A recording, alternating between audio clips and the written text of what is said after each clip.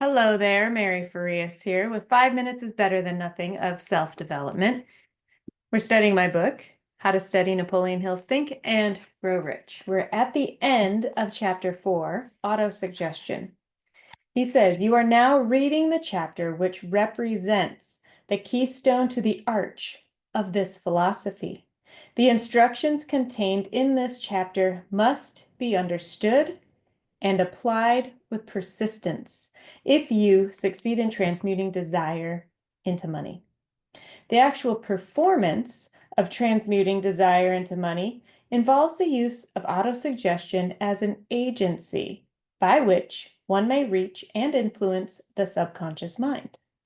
The other principles are simply tools with which to apply autosuggestion. Keep this thought in mind, and you will, at all times, be conscious of the important part of the principle of autosuggestion is to play in your efforts to accumulate money through the methods described in this book. Carry out these instructions as though you were a small child. Inject into your efforts something of the faith of a child. The author has been most careful to see that no impractical instructions were included because of his sincere desire to be helpful. After you have read the entire book, come back to this chapter and follow in spirit and in action this instruction. Read the entire chapter aloud once every night until you become thoroughly convinced that the principle of autosuggestion is sound, that it will accomplish for you all that has been claimed for it. As you read, underscore with a pencil every sentence which impresses you favorably.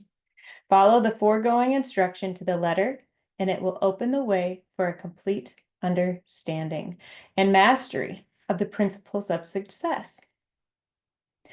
Napoleon Hill is laying it out for us exactly what we need to do, and so many times this instruction is overlooked. I don't know how many millions of people have read Think and Grow Rich and haven't become rich. The secret here is not a secret. He's laying it out explicitly right here in this chapter, right on this last page of this chapter. It's in autosuggestion. We need to repeat with feeling and emotion the things that we want to our subconscious mind. Our subconscious mind is the success-seeking mechanism, as Maxwell Maltz calls it in psychocybernetics. We have a success-seeking mechanism at our disposal, and instead of using it for good, we use it for worry and doubt and fear. When we use autosuggestion for good, we are on purpose feeding our mind with the things that we want to accomplish, have, do, see, be. And that is what we need to understand, that our minds are all about. That is how our creative process works within our minds.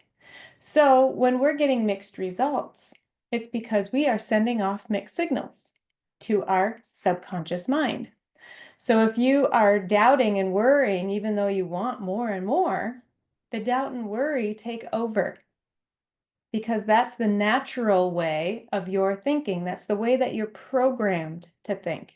So you have to change that programming, reconfigure it so that you can begin thinking in terms of success, as Napoleon Hill calls it, money consciousness. We need to use autosuggestion in our favor. So I highly suggest doing what he says. Read this entire chapter aloud once every night until you become convinced that the principle of autosuggestion is sound. Some people ask me, and I get asked a lot, how many times do I have to repeat it? How many days in a row do I have to do this? As long as it takes is the answer. It's not the same for everyone. It's not the same for every belief that you're shifting. It's different because we have different programming going on within our minds. And so some things might take longer than others. So the answer is, until you don't have to remind yourself that this is what you believe now. When it becomes a habit is when you have mastered it. All right, that's all for today, and I'll see you tomorrow.